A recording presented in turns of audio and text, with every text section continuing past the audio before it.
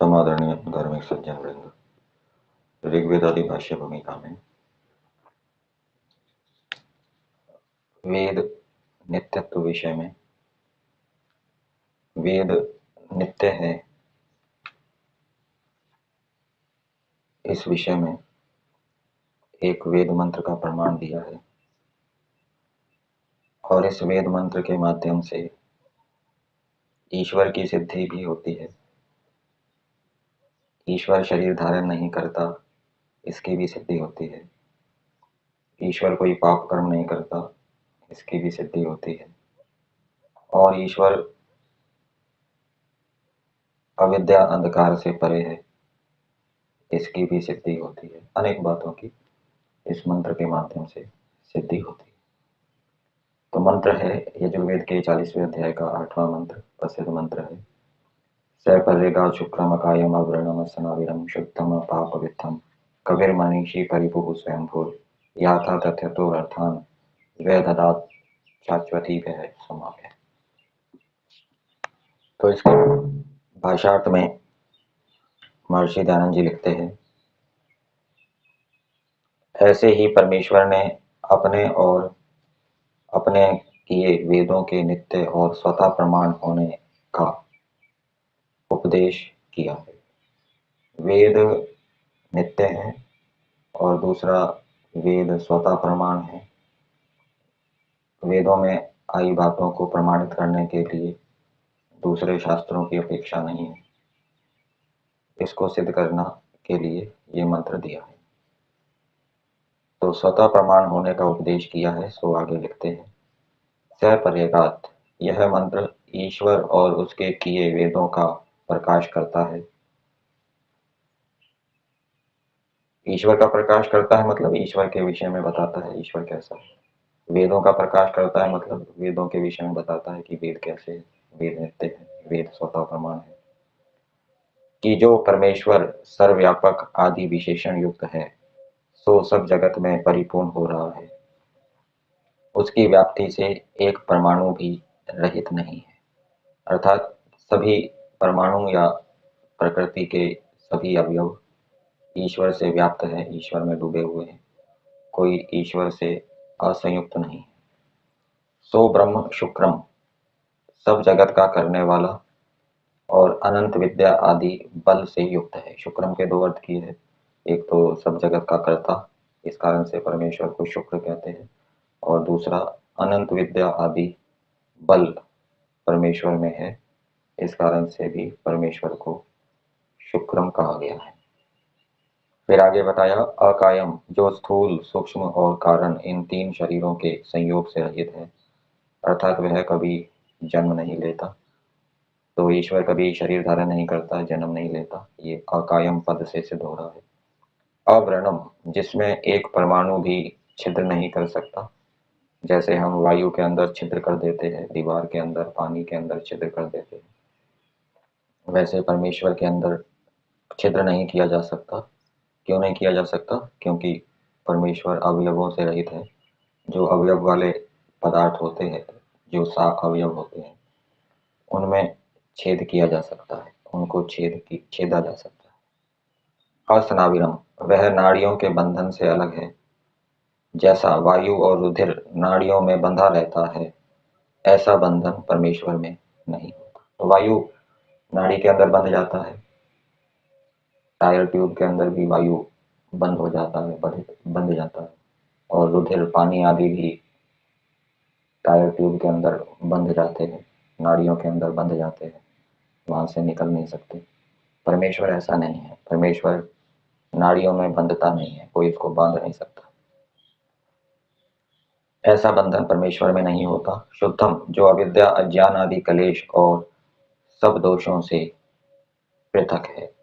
तो दो अर्थ कर दिए, परमेश्वर अविद्या अज्ञान आदि कलेशों से पृथक है और परमेश्वर में कोई दोष भी नहीं है, परमेश्वर निर्दोष है। मनुष्यों में दोष भी होते हैं, गुण भी होते हैं, परमेश्वर में कोई दोष नहीं है। इस विषय में ये पद प्रमाण है। कोई पूछे कि परमेश्वर में कोई दोष नहीं है तो इसमें क्या प्रमाण है, तो ये यजुर्वेद के 40वें अध्याय के 8वें मंत्र का ये शुद्धम पद बता रहा है कि परमेश्वर में कोई भी दोष नहीं है। अपाप विद्धम, जो ईश्वर पाप युक्त व पाप करने वाला कभी नहीं होता, क्योंकि वह स्वभाव से ही धर्मात्मा है। तो यहाँ दो बातें लिखी है कि ईश्वर पाप युक्त नहीं होता, मतलब कि किसी पाप कर्म में परमेश्वर सहयोगी नहीं होता, सहयोग नहीं देता, समर्थन नहीं करता, ऐसा समझना चाहिए। अभी तो कोई जीवात्मा पाप कर्म करता है तो परमेश्वर उसको रोकने का प्रयास करता है, भय लज्जा शंका उत्पन्न करता है। कोई पाप कर्म करे और ईश्वर अंदर बैठा हुआ आनंद उत्साह निर्भयता देवे, ऐसा नहीं है। तो परमेश्वर किसी पाप कर्म का समर्थन नहीं करता, सहयोग नहीं करता, प्रेरणा नहीं देता, और स्वयं भी परमेश्वर कोई पाप कर्म नहीं करता। कवि जो सबका जानने वाला है, मनीषी जो सबका अंतर्यामी है, और भूत भविष्य तथा वर्तमान इन तीनों कालों के व्यवहारों को जानता है। इन तीनों कालों में जो भी क्रियाकलाप किए जा रहे हैं जड़ चेतनों के द्वारा, उन सबको परमेश्वर जानता है।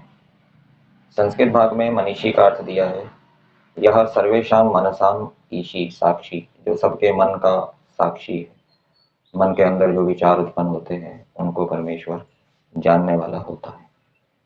फिर आगे दिया परिभुः, जो सबके ऊपर विराजमान हो रहा है, अर्थात सबका नियामक है, संचालक है, वश में करने वाला है, सबको सबको नियंत्रण करने वाला है। स्वयंभू, जो कभी उत्पन्न नहीं होता और उसका कारण भी कोई नहीं है, किंतु वही सबका कारण अनादि और अनंत है। इससे वही सबका माता पिता है और अपने ही सत्य सामर्थ्य से सदा वर्तमान रहता है। इत्यादि लक्षणों से युक्त जो सच्चिदानंद स्वरूप परमेश्वर है, शाश्वती है, उसने सृष्टि की आदि में अपनी प्रजा को, जो कि उसके सामर्थ्य में सदा वर्तमान है, उसके सब सुखों के लिए अर्थान व्यददात सत्य अर्थों का उपदेश किया है। तो परमेश्वर की जो सत्ता है वो उसके अपने सत्य सामर्थ्य के कारण से है। जगत की जो सत्ता है, जगत जो विद्यमान है, सूर्य चंद्रमा आदि जो विद्यमान है, वो भी ईश्वर के सामर्थ्य से ही विद्यमान हो रहे हैं, अपने सामर्थ्य से विद्यमान नहीं हो रहे। परंतु परमेश्वर अपने सामर्थ्य से विद्यमान है, किसी दूसरे के सामर्थ्य से विद्यमान नहीं है। और जो जीवात्मा है वो भी परमेश्वर के सामर्थ्य में रहते हैं। जीवात्माएं परमेश्वर के सामर्थ्य में सदा वर्तमान है, सदा परमेश्वर के वो अधीन रहते हैं, उसके नियमों के अधीन रहते हैं। परमेश्वर के नियमों का उल्लंघन नहीं कर सकते कोई भी जीवात्मा कभी भी। इसी प्रकार जब जब परमेश्वर सृष्टि को रचता है, तब तब प्रजा के हित के लिए सृष्टि के आदि में सब विद्याओं से युक्त वेदों का भी उपदेश करता है। और जब जब सृष्टि का प्रलय होता है, तब तब वेद उसके ज्ञान में सदा बने रहते हैं। इससे उनको सदैव नित्य मानना चाहिए। तो परमेश्वर सृष्टि के आदि में वेदों का उपदेश करता है, तो इससे क्या मतलब निकला कि ईश्वर के पास वेद विद्या है, तभी तो उसका उपदेश किया है। और वेद विद्या ईश्वर का गुण है, ईश्वर नित्य है, इसलिए वेद विद्या भी इससे नित्य सिद्ध होती है। यहाँ संस्कृत भाग में अंत में पंक्ति दी है, अत एव नैव वेदानाम अनित्यत्वम केनपि मंतव्यम, इसलिए किसी को भी वेदों की अनित्यता को नहीं मानना चाहिए, अर्थात वेद नित्य है। फिर आगे दिया क्यों नहीं मानना चाहिए, इसमें हेतु दिया जा रहा है, तस्य विद्यायाः सर्वदा एक रस वर्तमानत्वात्, क्योंकि उसकी विद्या सर्वदा एक रस वर्तमान रहती है, इस कारण से। अब यहाँ पर एक रस शब्द दिया है। एक रस शब्द का अर्थ शब्दकोश के अंदर उद्देश्य या भावना की एकता अर्थ में दिया जाता है। तो यहाँ पर जब हम इसकी संगति लगाएंगे तो परमेश्वर की विद्या परमेश्वर के साथ हमेशा एकता के साथ वर्तमान रहती है, मतलब दोनों में, परमेश्वर की विद्या में और परमेश्वर में एकता है। एकता किस रूप में समझनी चाहिए कि जैसे परमेश्वर कभी नष्ट नहीं होता, ऐसे ही परमेश्वर भी वो उसकी विद्या भी नष्ट नहीं होती। इस प्रकार से परमेश्वर और उसकी विद्या में एक रसता है और एक रसता होने के कारण वो जो विद्या है वो परमेश्वर के समान नित्य है, हमेशा विद्यमान रहती है। तो परमेश्वर सृष्टि के प्रारंभ में वेदों का उपदेश करता है, तो इससे ये बात निकली कि वेद परमेश्वर की विद्या है, तभी वो उपदेश कर रहा है। और उसकी विद्या क्योंकि एक रस है परमेश्वर के साथ सत्ता की दृष्टि से, इसलिए वो प्रलय के समय में भी परमेश्वर के साथ वो विद्या विद्यमान रहती है, नष्ट नहीं हो सकती। इससे वेद विद्या की नित्यता सिद्ध होती है।